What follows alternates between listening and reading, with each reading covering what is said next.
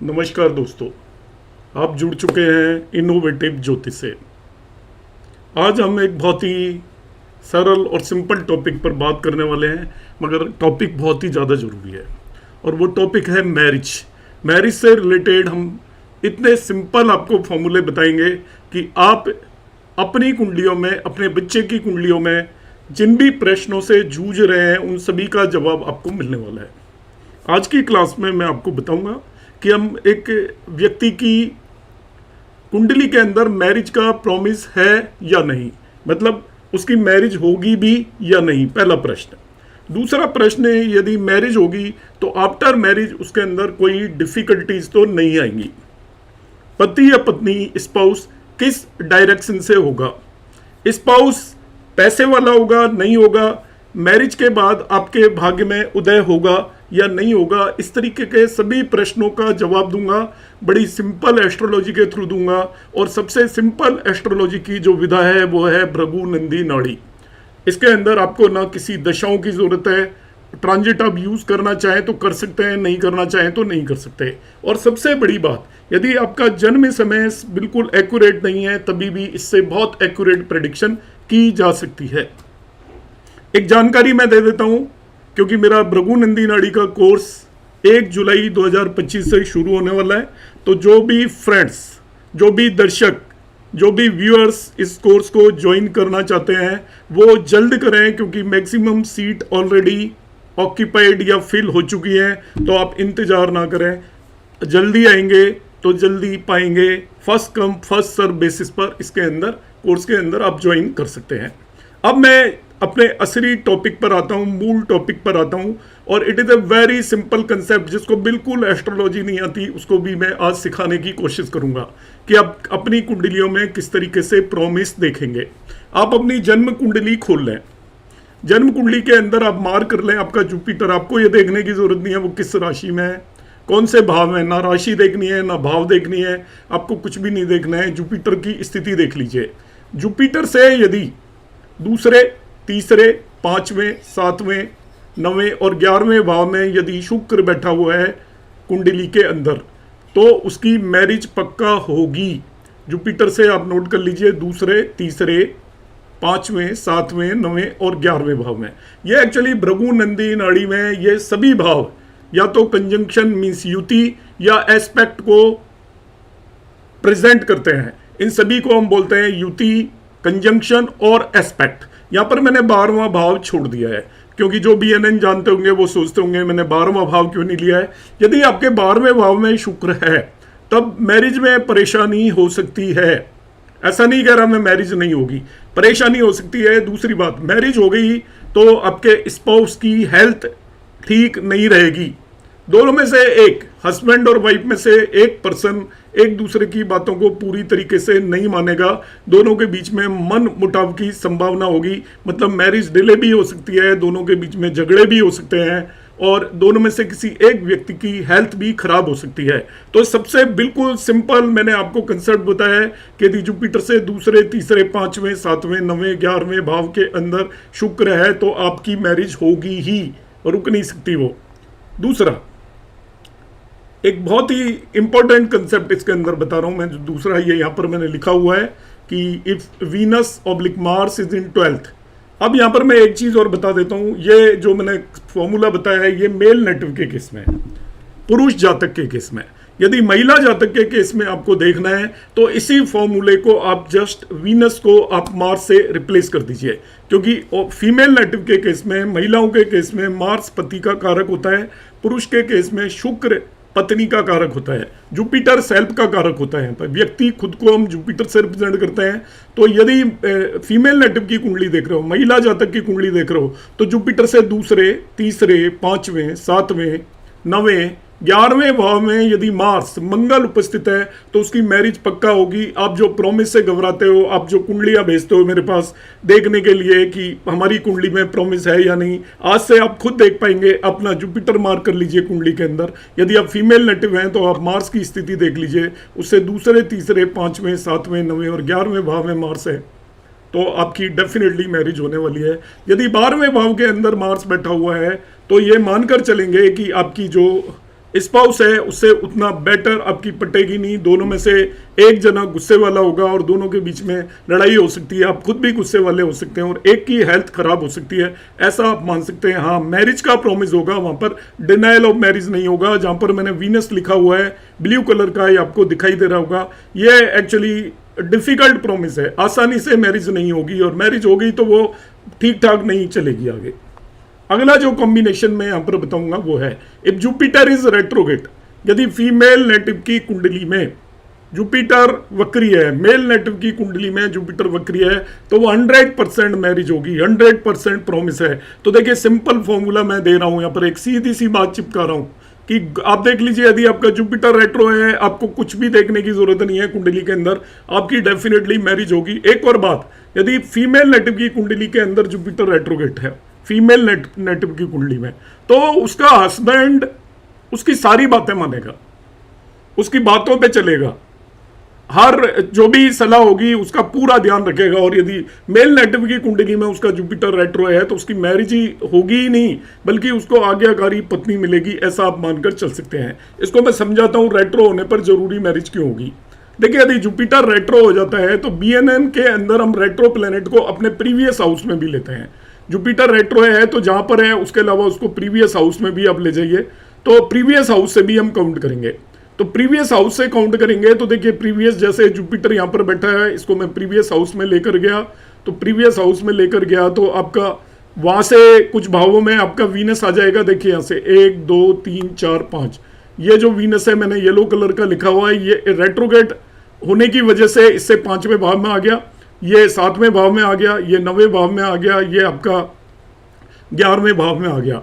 तो कुछ जगह पर वीनस आपकी कुंडली में कहीं भी बैठा है, देखिए मैंने सभी भावों में वीनस बिठा दिया है। अब मैरिज क्यों होगी, आप जुपिटर की नेटल पोजीशन देख लीजिए, असली पोजीशन जिसे बोलते हैं कुंडली में।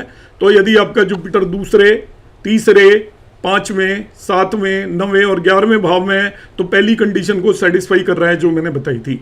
अब इसी जुपिटर को रेट्रो होने की वजह से इसके पिछले भाव में ले जाइए, तो पिछले भाव में से हम गिनेंगे तो जो 12वें भाव में जुपिटर वीनस बैठा था वो इसके साथ आ गया। जो बाय द वे जुपिटर इस जगह पर बैठा है जो इससे मैरिज की कंडीशन को सेटिस्फाई नहीं कर रहा, नेटल पोजीशन से वो 5वें भाव में पहुंच गया। जो यहां पर बैठा है वो नेटल पोजीशन से सेटिस्फाई नहीं कर रहा, इस रेट्रोगेट होने की वजह से पिछले भाव से 7वें भाव में पहुंच गया। यहां पर जो बैठा हुआ है वो पिछले भाव से 9वें भाव में पहुंच गया और ये 11वें भाव में पहुंच गया। तो कोई ना कोई इस जुपिटर से या इस जुपिटर से उस कंडीशन को सेटिस्फाई कर रहा होगा। जब रेट्रोगेट होगा तो जुपिटर की 2 जगह ले लेंगे हम, जुपिटर जहां बैठा है उस जगह पर भी ले लेंगे और उससे पिछले भाव में भी ले लेंगे।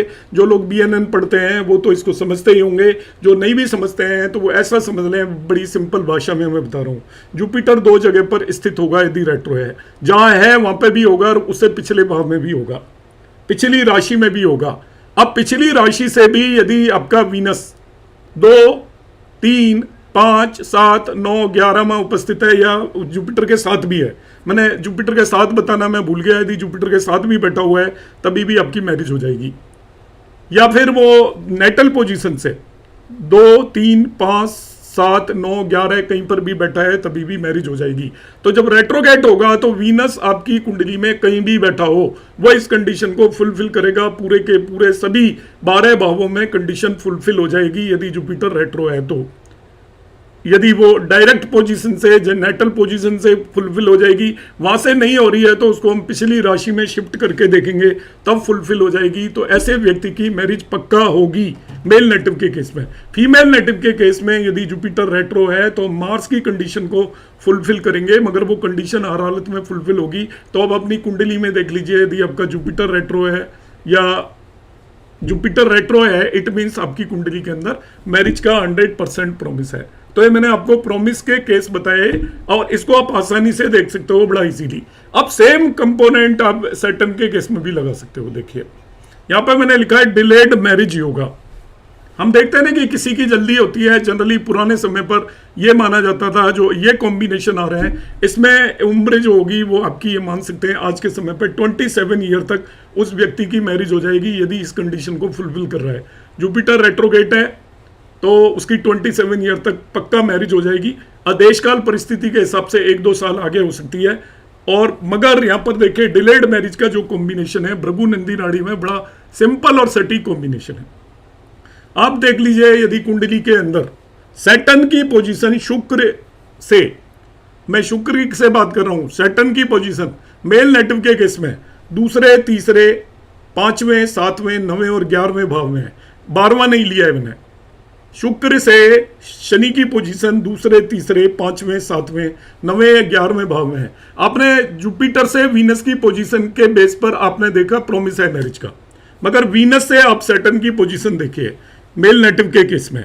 वीनस से सैटर्न यदि दूसरे, तीसरे, पांचवें, सातवें, नवें, 11वें भाव में है तो वो डिलेड मैरिज होगी, जो आपकी नॉर्मल 27 की जगह वो अब 30 ईयर के बाद होने की पूरी संभावना होगी। तो सैटर्न मैरिज को डिले करेगा। और फीमेल नेटिव के केस में यदि ये मार्स से, मंगल से यदि शनि, फीमेल की कुंडली के अंदर आप उसके मंगल की स्थिति देख लीजिए, मंगल से यदि शनि दूसरे, तीसरे, पांचवें, सातवें, नवें या 11वें भाव में बैठा हुआ है तो उस फीमेल नेटिव की मैरिज डिलेड होगी। फीमेल नेटिव के केस में टाइमली मैरिज 25 ईयर कह सकते हो और डिलेड मैरिज 28 के बाद कह सकते हो। तो यहां पर मैंने फिर से कॉम्बिनेशन बताए, उनको मैं ब्रीफली रिपीट कर देता हूं। बड़े सिंपल कॉम्बिनेशन है। महिला जातक के केस में यदि जुपिटर रेट्रो है उसकी कुंडली में तो उसकी पक्का मैरिज होगी। पुरुष जातक का भी जुपिटर रेट्रो है तो उसकी पक्का मैरिज होगी। महिला जातक के केस में यदि जुपिटर रेट्रो नहीं है तो जुपिटर से दूसरे, तीसरे, पांचवें, सातवें, नवें और 11वें भाव के अंदर मार्स है तो मैरिज होगी। 12वें भाव के अंदर मार्स है तो मैरिज में कुछ कठिनाइयां आएंगी। मेल नेटिव के लिए जुपिटर रेट्रो नहीं है, डायरेक्ट है, तो उससे दूसरे, तीसरे, पांचवें, सातवें, नवें और 11वें भाव में यदि शुक्र या वीनस है तो उसकी पक्का मैरिज होगी। 100% प्रॉमिस है। अब इन्हीं प्रॉमिस आपने देख लिया तो मेल नेटिव की यदि देखना है कि डिलेड तो नहीं है मैरिज, तो शुक्र से दूसरे, तीसरे, पांचवें, सातवें, 11वें भाव के अंदर यदि यहां पर शनि बैठा हुआ है तो वो मैरिज को डिले कर देगा। अब हम बात करेंगे bad health of the spouse, जो मैं ऑलरेडी बता चुका हूं आपको already combination. If Venus is 12 from Jupiter, wife में हैव हेल्थ प्रॉब्लम्स, और if Mars is 12 from Jupiter, husband में हैव हेल्थ प्रॉब्लम। महिला जातक की कुंडली में जुपिटर से 12th में यदि मार्स बैठा हुआ है तो हस्बैंड की हेल्थ खराब हो सकती है। मेल जातक के केस में यदि आपका जुपिटर से 12th में वीनस बैठा हुआ है तो उसकी वाइफ की हेल्थ खराब हो सकती है। नो मैरिज योगा की हम बात करेंगे। देखिए, नो मैरिज योगा कब होता है? सबसे पहला जो नो मैरिज योगा है वो मैं यहाँ पर बताता हूँ। ये जो मैंने पहला कॉम्बिनेशन बताया था, मैंने कहा जुपिटर रेट्रो है तब तो मैरिज होगी। अभी जुपिटर डायरेक्ट है। इन जगहों पर यदि वीनस है तब तो मैरिज पक्का होगी। मगर इनके अलावा किसी भी जगह पर वीनस है, जुपिटर से चौथे भाव, छठे भाव, 8वें भाव और 10वें भाव, जुपिटर से चौथी राशि, छठी राशि, 8वीं राशि या 10वीं राशि में शुक्र बैठा हुआ है तो वो नो मैरिज योगा हो गया आपका। ऐसे व्यक्ति की मैरिज होने की कम संभावना होगी। अब आप कहीं निकाल के लेके आए, आपको ऐसे कोई केसेस मिल जाते हैं, मिल सकते हैं। एस्ट्रोलॉजी कभी भी 100% केसेस में नहीं लगती, मगर अधिकतर केसेस में आपको ये कॉम्बिनेशन साफ साफ नजर आएंगे कि जुपिटर से चौथे, छठे, 8वें और 10वें भाव के अंदर यदि शुक्र बैठा हुआ है तो वो नो मैरिज योगा है। इससे ज्यादा आसान कोई टेक्निक नहीं है नो मैरिज देखने की। तो आपको समझ में आ गया होगा कि जिन भावों में मैंने बताया वहां पर यदि वीनस है तब तो मैरिज हो जाएगी, और उसके अलावा नहीं है तो मैरिज नहीं होगी। जब जुपिटर रेट्रो होता है तो वो पिछले भाव में भी चला जाता है, इसलिए इन भावों में बैठा हुआ वीनस भी, शुक्र भी एक्चुअली उस कंडीशन को फुलफिल कर देता है मैरिज होने की को, इसलिए रेट्रो जुपिटर के केस में हमेशा मैरिज हो जाती है। फीमेल नेटिव के केस में आपका जुपिटर से चौथे, छठे, 8वें और 10वें भाव में यदि मार्स बैठा हुआ है तो उस फीमेल नेटिव की मैरिज, नो मैरिज योगा बनता है। मतलब मैरिज नहीं होगी या होगी तो बड़ी डिफिकल्टी से होगी, उसे हम नो मैरिज योगा मानकर चलेंगे। Number 1 combination. नंबर 2 कॉम्बिनेशन, ये बहुत ही इंपॉर्टेंट कॉम्बिनेशन है। मैं, आप इसमें रुके रहना, मैं 2-4 कुंडलियों पर लगाकर भी इसे बताने की कोशिश करूंगा। 7th Lord from Venus is placed in 6, 8 and 12 और विद 6, 8 and 12 लॉर्ड्स और विद राहु और केतु कॉल्ड सर्प योगा।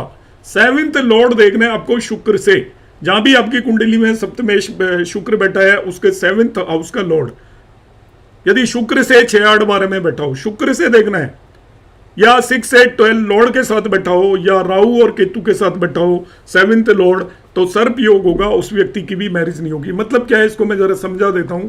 यहां पर यदि मैं इसको काल पुरुष की कुंडली लेकर चलूं तो काल पुरुष की कुंडली के अंदर यहाँ 1 साइन होगा, यहाँ शुक्र बैठा हुआ है तो 7th हाउस का लॉर्ड भी खुद ही शुक्र ही हो जाएगा आपका। वन साइन में तो शुक्र हो जाएगा, मगर मैं मान लेता हूं कि सपोज सेवेंथ यहां पर लग्न को यूटिलाइज करना है। ये प्योरली बीएनएन का फॉर्मूला नहीं है, ध्यान रखना, क्योंकि बीएनएन में कोई सेवेंथ हाउस नहीं होता, कोई सेवेंथ लॉर्ड नहीं होता। आप सप्तमेश देखिएगा, मैं आपको प्रैक्टिकल एग्जांपल से समझाऊंगा। यदि वो आपका शुक्र से जो 7वें भाव का स्वामी है, वो यदि आपका राहु केतु एक्सिस पे हो, राहु केतु के साथ बैठा हुआ हो, या वो आपका 6, 8, 12 हाउसेस के अंदर बैठा हो, या 6, 8, 12 लॉर्ड के साथ बैठा हो, तो वो भी नो मैरिज योगा बनाता है। If Rahu in 2, 6, 10 from the Venus, यदि शुक्र से राहु दूसरे, छठे और 10वें भाव के अंदर आ जाए, शुक्र यदि यहां पर भी स्थित है, जैसे शुक्र यहां पर है, राहु दूसरे, छठे और आपका 2, 6, 10th हाउस के अंदर राहु आ जाए, इन पोजीशनों पर राहु आ जाए। देखिए भाई देखिए, राहु आपका आ जाता है इस जगह पर, इस जगह पर और इस जगह पर। इन दैट केस आपका यहां पर यदि मैं इसको क्लिक करता हूं तो देखिए बताता हूं मैं आपको, राहु इस जगह पर हो शुक्र से, दूसरा हाउस नहीं है, ध्यान रखना, छठा और 10वां। वीनस कहीं भी बैठा है आपकी कुंडली में, सपोज वीनस यहां पर बैठा है आपकी कुंडली में,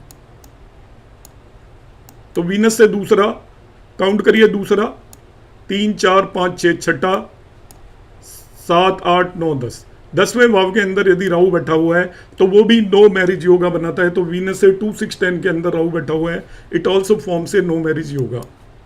नेक्स्ट हम देखते हैं, देखिए Venus Mars opposite to Rahu Ketu. तो यहां पर वीनस और मार्स यदि राहु केतु के अपोजिट, एक्सिस के अपोजिट हो, कि आपका राहु केतु आपकी कुंडली में कहीं पर भी बैठा हुआ है। मैं एक एग्जांपल के लिए यहां पर ले लेता हूं कि सपोज राहु यहां पर है,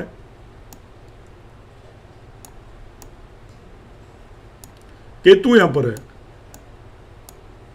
अपोजिट का मतलब है शुक्र तो एक तरफ बैठा हुआ है, ये राहु केतु एक्सिस हो गया, इसको हम बोलेंगे राहु केतु एक्सिस। तो शुक्र एक तरफ बैठा हुआ है मगर मार्स दूसरी तरफ आकर बैठ जाए। अब वीनस एंड मार्स दोनों अलग अलग डायरेक्शन में हो गए, तो ये भी नो मैरिज योगा फॉर्म करता है। राहु केतु एक्सिस, जिन दो राशियों के अंदर राहु केतु हैं, ये एक्सिस कहलाता है। इसके नीचे की तरफ आपका एक बैठा है वीनस और मार्स में से, दूसरा ऊपर की तरफ बैठा हुआ है, तो भी ये भी नो मैरिज योगा या बहुत डिलेड मैरिज योगा होता है। जितने भी हम नो मैरिज योगा बता रहे हैं उनमें मैरिज होगी भी तो काफी लेट होगी, तो उसको एब्सोल्युटली मानकर नहीं चलें कि वो मैरिज नहीं होगी, हो सकती है मगर वो होगी तो बहुत ज्यादा डिलेड होगी, ऐसा आप मानकर चलेंगे। अब हम नेक्स्ट जिस बात की बात करेंगे वो होगा डायरेक्शन ऑफ स्पाउस। आपसे व्यक्ति पूछेगा कि किस दिशा में स्पाउस मिलेगा, तो हम किस तरीके से देखेंगे। इसका बड़ा सीधा सा तरीका होता है, आपको शुक्र से 7th लॉर्ड देखना है, वो जिस भी राशि में बैठा हो उस राशि की डायरेक्शन के बेस पर हम स्पाउस की या पति पत्नी की डायरेक्शन बताएंगे। 7th लॉर्ड फ्रॉम वीनस, ये सभी चीजें मैं आपको प्रैक्टिकली एक कुंडली पर लगा के अभी बता दूंगा। इसके बाद आता है combination of separation after marriage. अब जो सेपरेशन वर्ड बोल रहा हूं उसमें आप लड़ाई झगड़े का कॉम्बिनेशन भी मान सकते हो कि कोई लोग सेपरेट नहीं हो रहे, तो आप ये पक्का मान लीजिए कि उनके अंदर कॉर्डियल रिलेशन नहीं होने वाले हैं, कुछ ना कुछ डिस्प्यूट जरूर बने रहेंगे। और उसका सिंपल सा नियम है, यदि आपका मेल नेटिव के केस में यदि केतु 159 या 2610 में हो जाए वीनस से, तो वो उनके अंदर सेपरेशन या आपका लड़ाई झगड़े का योग है। मगर यदि जुपिटर एस्पेक्ट कर रहा हो तो वो योग कैंसिल हो जाएगा। जुपिटर यदि केतु को एस्पेक्ट कर रहा हो तो योग कैंसिल आउट हो जाएगा। ये एस्पेक्ट आपको लेना है बीएनएन वाला। तो यहां पर जो कॉम्बिनेशन है आपको एक कुंडली के अंदर मैं बताता हूं। देखिए सपोज आपका जुपिटर जहां पर भी बैठा है, इस कुंडली के अंदर जुपिटर यहां पर बैठा है, इससे आपका 159 का मतलब है यहीं पर केतु हो, 5वें भाव में केतु हो, 9वें भाव में केतु हो, इन जगहों पर केतु हो। देखिए मैं इसको ड्रॉ करके बता देता हूं कि इस जगह पर केतु हो 1, इस जगह पर केतु हो 5, इस जगह पर केतु हो 9। तो आपका शुक्र से, नॉट फ्रॉम जुपिटर, ध्यान रखना कि किसी व्यक्ति की कुंडली में शुक्र जहां पर भी बैठा है उससे 159 के अंदर केतु हो। जैसे मैं शुक्र को बैठा हुआ मैं एक अलग चार्ट ले लेता हूं, 1 मिनट आप रुकिए।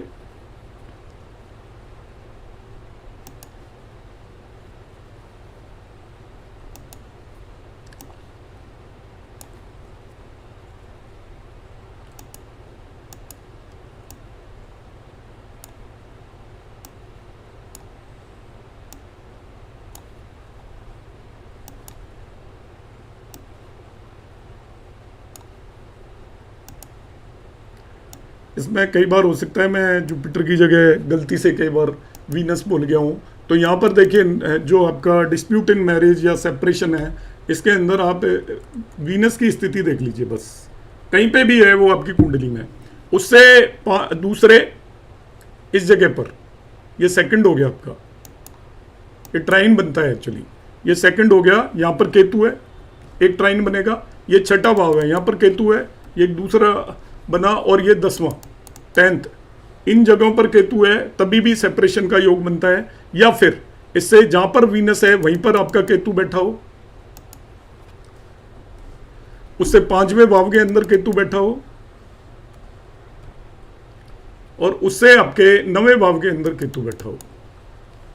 नवी राशि, यहां पर कुंडली के भाव से कोई लेना देना नहीं है, वीनस से काउंट करना है। जो शुक्र आपका जहां पर भी है उससे काउंट करिए, जहां पर 2, 6 और 10 पर यदि केतु बैठा हो, या वीनस जहां पर भी बैठा है उसी राशि में, उससे 5वें और 9वीं राशि के अंदर केतु बैठा हो। सपोज वीनस इस व्यक्ति का यहां पर बैठा होता तो हम यहां से काउंट करते हैं, वीनस यहां से बैठा होता तो यहां से काउंट करते हैं। जहां से भी वीनस बैठा हुआ है उसी राशि में, उससे 5वीं और 9वीं राशि में यदि केतु है, उससे दूसरी, छठी और 10वीं राशि में केतु है, तो वो आपका मैरिज के अंदर ट्रबल्स को इंडिकेट करता है। और फीमेल नेटिव के केस में वीनस को हम रिप्लेस कर देंगे। अब मैं फीमेल नेटिव के केस में भी इसको बता देता हूं, हालांकि एग्जांपल तो सेम ही है मगर फिर भी मैं बता देता हूं। देखिए फीमेल नेटिव के केस में क्या कॉम्बिनेशन बन जाएगा, वीनस मार्स से रिप्लेस हो जाता है, क्योंकि जो पति का कारक होता है वो मार्स होता है।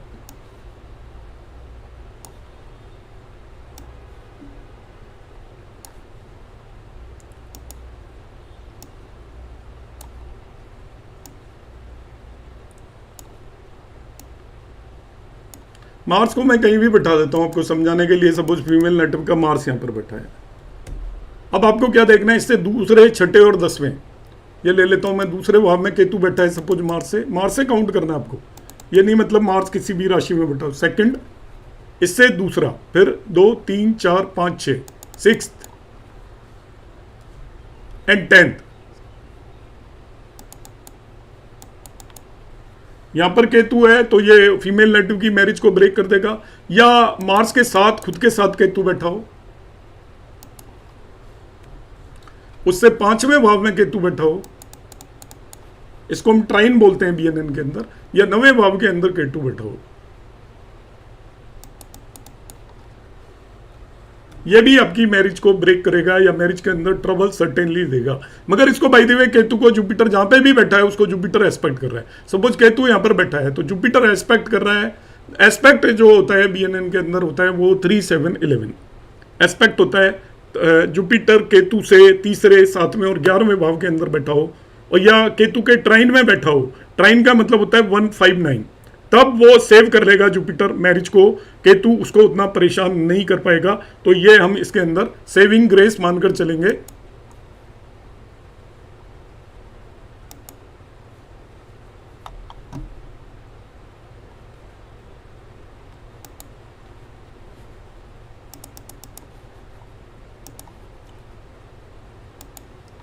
नेक्स्ट फीमेल नेटिव में मैंने बता ही दिया है, if Rahu in 159 from them then also give divorce. तो राहु भी यदि 159 के अंदर आ जाएगा केतु की जगह, राहु भी यदि 159 में है तो वो डिवोर्स देगा। नो मैरिज में मैंने बताया था राहु यदि 2, 6, 10 में वीनस से तो नो मैरिज देगा मेल के केस में। फीमेल के केस में यदि राहु 2, 6, 10 में बैठा हुआ है मार्स से तो नो मैरिज देगा। तो इस तरह इतने सारे कॉम्बिनेशन होते हैं, इन्हें मैं ब्रीफ में रिपीट कर देता हूँ कि मैरिज हो जाएगी यदि जुपिटर रेट्रोगेट है तो हर हालत में। जुपिटर डायरेक्ट है तो उससे यदि आपका मेल नेटिव के केस में शुक्र दूसरे, तीसरे, 5वें, 7वें, 9वें, 11वें भाव में बैठा है तो मैरिज होगी। 12वें भाव में तो स्पाउस की तबीयत खराब हो जाएगी। जुपिटर यदि डायरेक्ट है तो उससे आपके दूसरे, तीसरे, 5वें, 7वें, 9वें, 11वें भाव के अंदर मार्स है तो फीमेल नेटिव की मैरिज हो जाएगी। मगर जुपिटर डायरेक्ट है और उससे चौथे, छठे, 8वें और 10वें भाव के अंदर वीनस है तो मेल नेटिव की नो मैरिज योगा बनता है, और यदि मार्स है तो फीमेल नेटिव का नो मैरिज योगा बनता है। फीमेल या मेल नेटिव का नो मैरिज योगा तभी भी बनेगा जब राहु दूसरे, छठे और 10वें भाव में हो। वीनस से दूसरे, छठे और 10वें भाव में है तो मेल नेटिव की मैरिज नहीं होने देगा। मार्स से दूसरे, छठे और 10वें भाव में है तो फीमेल नेटिव की मैरिज नहीं होने देगा। इतना आसानी से आप इसे देख सकते हो। और इसमें 1-2 मैं फॉर्मूले जो बनते हैं वो बता देता हूँ। डायरेक्शन ऑफ स्पाउस में यहाँ पर एक्सप्लेन कर दूंगा। वेल्दी स्पाउस का और फॉर्मूला है कि आपका जो स्पाउस है वो वेल्दी होगा। तरीका क्या है देखिए, यदि राहु हो 12th फ्रॉम वीनस, तो एक पर्सन को बहुत वेल्दी वाइफ मिलेगी, पैसे वाली होगी, वो ऑलरेडी काफ़ी ज़्यादा पैसे वाली होगी, मल्टी मिलियनियर बोल सकते हैं उसको, जिसको हम करोड़पति भी बोल सकते हैं। ऐसी वाइफ होगी यदि वीनस से 12th में राहु है। Further, if Venus in second from Jupiter, wealth after marriage मिलती है हमेशा। जुपिटर से दूसरे भाव के अंदर वीनस होगा तो आप ये समझिए कि आप मैरिज होने के बाद, जिस भी व्यक्ति की कुंडली में वीनस जुपिटर के सेकंड भाव में है, तो मैरिज होने के बाद उसको वेल्थ मिलने की पूरी पूरी संभावना होती है। क्योंकि जो BNN समझते हैं वो इसका रीज़न समझ सकते हैं। मैंने यहाँ पर रीज़न एक्सप्लेन करने की कोशिश नहीं की है, सिंपल कॉम्बिनेशंस बताए हैं कि वीनस से 12th भाव में यदि राहु है तो आपको जो वाइफ मिलने वाली है वो वेल्दी होगी ऑलरेडी। और जुपिटर से सेकंड भाव के अंदर यदि आपके वीनस आ रहा है, शुक्र आ रहा है, तो आपकी मैरिज होने के बाद आपको वेल्थ मिलने की पूरी पूरी संभावना है। अब इनको मैं कुछ एक एग्जाम्पल से यहाँ पर एक्सप्लेन करने की ट्राई करूँगा। देखिए, जो मैंने कॉम्बिनेशंस बताए वो लगते हैं या नहीं लगते, ये मैं एक महान एस्ट्रोलॉजर केन राव सर की कुंडली यहाँ पर लेकर आ रहा हूँ। तो इनकी मैरिज नहीं हुई है, तो हम देखना चाहते हैं इनकी कुंडली के अंदर मैरिज का प्रॉमिस है या नहीं। तो हम किस तरीके से देखेंगे, देखिए हमने इसमें जुपिटर की स्थिति देखी और डायरेक्ट है जुपिटर पहला। अब जुपिटर से मैं गिनना शुरू करता हूं तो 1 2 3 4, 4th हाउस में वीनस हो गया। तो मैंने अभी कॉम्बिनेशन बताया था, यदि जुपिटर से चौथे भाव, छठे भाव, 8वें भाव और 10वें भाव में वीनस है तो वो नो मैरिज योगा बनाता है। एक तो नो मैरिज योगा ये बन गया। दूसरा, मैंने अभी कॉम्बिनेशन यहाँ पर बताए थे कि यदि आपका वीनस से, ध्यान रखिएगा जो मैंने बताया था वो क्या बताया था कि वीनस से आपका 7th लॉर्ड आप पकड़ लीजिए। वीनस से 7th लॉर्ड कौन है? मार्स। वीनस से 7th लॉर्ड मार्स हो गया। यहां से आप गिनोगे, वीनस से 7th लॉर्ड मार्स हो गया। वो यदि 6 8 12th हाउस से किसी भी तरीके से एसोसिएट हो जाए तो यहां पर देखिए ये वीनस 8th लॉर्ड है इसके अंदर, और ये वीनस से 7th लॉर्ड वीनस के साथ आकर बैठ गया, तो वो वीनस से 8th लॉर्ड के साथ आकर बैठ गया। इस तरीके से हम इसको मान के चल सकते हैं। एक और मैंने कॉम्बिनेशन बताया था कि मेल नेटिव की मैरिज तभी भी नहीं होगी जब वीनस से 2 6 और 10 के अंदर राहु हो। तो यहां पर मैं देखता हूं वीनस से 1 2 3 4 5 6 हाउस के अंदर राहु है। ये कॉम्बिनेशंस मैंने आपको बताए थे, ये तीनों कॉम्बिनेशंस इसके अंदर देखिए लगते हुए नजर आ रहे हैं। नो मैरिज योगा में मैंने क्या बताया था, देखिए Rahu is in 2 6 10 from the Venus. Further मैंने बताया था 7th Lord from Venus is placed in 6 8 12 और विद 6 8 12th लॉर्ड और विद द राहु और केतु इज कॉल्ड सर्प योगा। उस केस में भी मैरिज नहीं होती। Venus in 4 6 8 10 from the Jupiter, in that case also marriage नहीं होती। तो ये सारे के सारे कॉम्बिनेशंस इनकी कुंडली के अंदर आपको साफ साफ लगते हुए नजर आ रहे हैं। केन राव सर की कुंडली के अलग अलग तरीके से इस कुंडली को बहुत सारे लोग एनालाइज करते हैं। मैंने यहाँ पर इस तरीके से आपको जो अभी कॉम्बिनेशंस बताए हैं उन्हें बताने की यहाँ पर कोशिश की है, और ये सारे कॉम्बिनेशन आपके साफ साफ होते हुए इसके अंदर नजर आ रहे हैं। और एक कुंडली देखते हैं जो हमको मालूम है, APJ अब्दुल कलाम जो हमारे एक्स प्रेसिडेंट थे और उनके बारे में सभी को मालूम है, वो अनमेरिड थे और उनका जो करेक्टर है वो क्रिस्टल क्लियर था सभी को। तो इनकी कुंडली के अंदर भी हम देखते हैं, ये देखिए जुपिटर है, वो अनमेरिड थे, तो जुपिटर से वीनस की स्थिति देखते हैं तो 1 2 3 4 4th हाउस में देखिए पहला कॉम्बिनेशन क्लियर कट आपको होता हुआ इसके अंदर फर्दर नजर आ रहा है। इसके अलावा और देखते हैं कोई कॉम्बिनेशन बनता है क्या कि वीनस से आपका 7th लॉर्ड, एक तो हमने कॉम्बिनेशन में बताया वीनस से राहु, देखिए 7th लॉर्ड छोड़िए, वीनस से 1 2 3 4 5 6 राहु छठे भाव के अंदर बैठा है जो केन राव सर की कुंडली में था। एग्जैक्टली वही कॉम्बिनेशन यहाँ पर भी होता हुआ नजर आ रहा है। तो ये दो कॉम्बिनेशन ऐसे नजर आ गए जो ये आपको ये बता रहे हैं कि इनकी भी आपकी मैरिज नहीं होने की पूरी पूरी पॉसिबिलिटी है। इस कुंडली के अंदर ये दोनों कॉम्बिनेशन बिल्कुल वैसे के वैसे ही नजर आ रहे हैं। अब तीसरा भी कॉम्बिनेशन होता है तो वो और स्ट्रॉन्ग हो जाता है। जैसे वीनस से हम 7th लॉर्ड एक्चुअली देखने की कोशिश करते हैं, मार्स, वो 6 से 12th हाउसेज या उनके लॉर्ड से किसी तरीके से लिंक हो जाए, तो यहाँ पर वो लिंक नहीं है, कोई बात नहीं, मगर दो कॉम्बिनेशन आपको साफ साफ इसके अंदर नजर आ रहे हैं। एक और कुंडली हम ले लेते हैं, राहुल गांधी की कुंडली। अब राहुल गांधी को लिए हम ये नहीं कह सकते कि उनके कोई रिलेशंस होंगे नहीं होंगे, हमें नहीं मालूम है। तो राहुल गांधी की कुंडली को मैं इस तरीके से मानकर चलता हूं कि एक ऐसा कॉम्बिनेशन मान के चलता हूं जैसा कि पब्लिक डोमेन में कि उनके रिलेशंस हुए मगर फिर भी मैरिज नहीं हो पाई। तो वो कौन से कॉम्बिनेशंस होते हैं? आफ्टर मैरिज या आफ्टर फ्रेंडशिप आपका ब्रेकअप होगा या आपकी मैरिज मैटरलाइज नहीं होगी। तो अभी मैंने कॉम्बिनेशंस बताए थे कि शुक्र से 2 6 10 या शुक्र से 1 5 9 में जब केतु हो तो आपकी मैरिज होने के बाद भी डिफिकल्टीज उसके अंदर आती हैं। तो यहाँ पर हम ध्यान से देखते हैं तो देखिए ये इनका शुक्र बैठा हुआ है अब ये कुंडली मैंने नेट से ली है, वो सही भी हो सकती है, गलत भी हो सकती है, मगर प्लैनेट्स की पोजीशन वही होगी। तो BNN में प्लैनेट की पोजीशन से मतलब होता है बर्थ टाइम एक्यूरेट नहीं हो तभी भी चलता है। तो ये वीनस से देखिए दूसरे भाव में केतु आ गया, जो सेपरेशन को इंडिकेट करता है कि कोई भी गर्लफ्रेंड बॉयफ्रेंड रहे होंगे उनसे यहाँ पर सेपरेशन रहा होगा, इस बात की पूरी पूरी संभावना होती है। अब मैं आपको एक और दो कॉम्बिनेशन बता देता हूँ कि हम स्पाउस की डायरेक्शन कैसे देखते हैं। बाय द वे इनकी मैरिज हुई होती या जो भी इनकी फ्रेंडशिप रही होगी उस स्पाउस की क्या डायरेक्शन होगी। तो अब शुक्र से 7th लॉर्ड देखिए, शुक्र जहां पर भी बैठा है उससे 7वें भाव का लॉर्ड है, 10 नंबर है, तो 7वें भाव का लॉर्ड आपका यहाँ पर सैटर्न हो गया। सैटर्न आपका किस राशि में, 1 साइन के अंदर बैठा हुआ है। तो 1, 5, 9 साइन ईस्ट डायरेक्शन को रिप्रेजेंट करती हैं, 2, 6, 10 साइन आपके साउथ को रिप्रेजेंट करती हैं, 3, 7, 11 वेस्ट को, 4, 8, 12 नॉर्थ को रिप्रेजेंट करती हैं। तो इनका जो भी स्पाउस या फ्रेंड रहा होगा वो ईस्ट डायरेक्शन से होगा, तो ईस्ट डायरेक्शन हम उनको इंडिकेट कर सकते हैं कि जो स्पाउस होगा वो ईस्ट डायरेक्शन से होगा। एक और स्थिति देखते हैं हम सेपरेशन की। जब सेपरेशन होता है, डिफिकल्टी होती है, या नो मैरिज योगा भी जब होता है, वो क्या होता है कि वीनस से आप देखिए, ये वीनस है, वीनस से 7th लॉर्ड की स्थिति देखते हैं। यहाँ पर वीनस से 7th लॉर्ड है और वीनस से 7th लॉर्ड सैटर्न है। तो इस कुंडली के अंदर ये कॉम्बिनेशन नहीं है, मगर मैं फिर भी समझाने के लिए बता रहा हूँ। यदि वीनस से 7th Lord Rahu Ketu axis पर हो, या 6 से 12th हाउस में हो, या उनसे एसोसिएट हो जाए किसी भी तरीके से, तो इन दैट केस, उस पर्टिकुलर केस के अंदर बी पर्सन की मैरिज नहीं होती, डिफिकल्टी से होती है, या सेपरेशन के योगा बनते हैं। यहाँ पर आप ध्यान से देखोगे तो वीनस से 7th लॉर्ड सैटर्न है, उसको एक्चुअली यहाँ पर 6th लॉर्ड एस्पेक्ट कर रहा है जुपिटर। तो कॉम्बिनेशन इसके अंदर बनता हुआ नजर आ रहा है। तो इस तरीके से हम कुंडलियों के अंदर चीजों को बड़े स्पष्ट तरीके से यहाँ पर देख सकते हैं कि किसकी कुंडली के अंदर मैरिज योगा है, किसकी कुंडली के अंदर नो मैरिज योगा है, किस डायरेक्शन से स्पाउस मिलेगा, किस डायरेक्शन से स्पाउस मिलेगा, स्पाउस के बाद आपका जो भी है लक वो काम करेगा या नहीं करेगा, आपको वेल्थ मिलेगी या नहीं मिलेगी, ये सारे कॉम्बिनेशन देखे जा सकते हैं।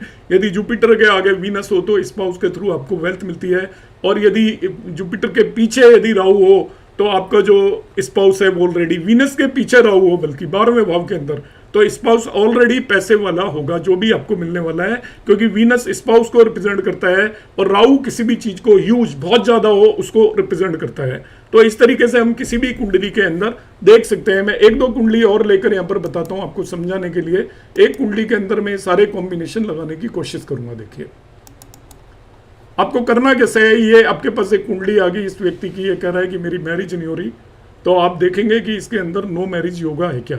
तो हमने जुपिटर पकड़ा, देखिए जुपिटर से हमने देखा वीनस की स्थिति 8वें भाव में चली गई। देखिए नो मैरिज योगा हो गया, जुपिटर से वीनस की स्थिति 8वें भाव के अंदर होगी, तो नो मैरिज योगा को इंडिकेट करता है।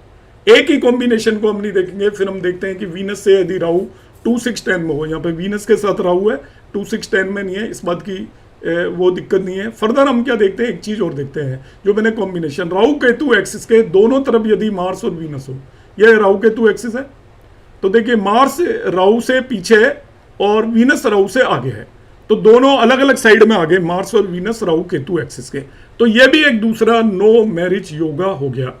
तो दो नो मैरिज योगा हो गए। देखिए मैंने कौन कौन से नो मैरिज योगा बताए आपको। If Rahu is in 2, 6, 10 from the Venus, वो कॉम्बिनेशन नहीं है। Venus Mars opposite to Rahu Ketu axis, ये लग रहा है, पहला वाला कॉम्बिनेशन लग रहा है। एक हम देखते हैं 7th Lord from Venus is placed, ये वाला कॉम्बिनेशन देखते हैं। देखिए 7th लॉर्ड फ्रॉम वीनस, तो आपने वीनस देखा, वीनस से 7वें भाव के अंदर चंद्रमा है। 7th लॉर्ड फ्रॉम वीनस, चंद्रमा यहाँ पर कहाँ पर बैठा है, इस पर्टिकुलर साइन में बैठा है। क्या इसका देखिए 12th हाउस से लिंक हो गया, 12वें भाव से लिंक हो गया। तो 3 कॉम्बिनेशन इस कुंडली के अंदर नजर आ रहे हैं। तो इस व्यक्ति की मैरिज नहीं हुई, तो ये सारी चीजें हम यहाँ पर प्रेडिक्ट कर सकते हैं। अभी सपोज इसकी मैरिज हुई होती, इस पर्सन की मैरिज हुई होती, तो क्या मैरिज चल पाती या नहीं चल पाती वो देखना है। तो एक फीमेल नेटिव की कुंडली है, तो इसके मार्स को हम पकड़ लेंगे। मार्स है यदि 2, 6, यहां से गिनेंगे मार्स से 1, 2, 3, 4, 5, 6, 7, 8, 2, 6, 10। देखिए यहां पर आए 2, 3, 4, 5, 6 हो गया, 7, 8, 9, 10। 2, 6, 10 में केतु हो तभी भी मैरिज नहीं होती, या 1, 5, 9 में हो तो मैरिज के बाद डिफिकल्टीज आती हैं। तो यहां पर भी केतु नहीं है। फिर 5th में जाएंगे, यहां से 1, 2, 3, 4, 5, 5 में भी केतु नहीं है, 6, 7, 8, 9 में भी केतु नहीं है। तो मैरिज यदि होती है तो उसके बाद मैरिज के अंदर प्रॉब्लम्स नहीं आएंगी।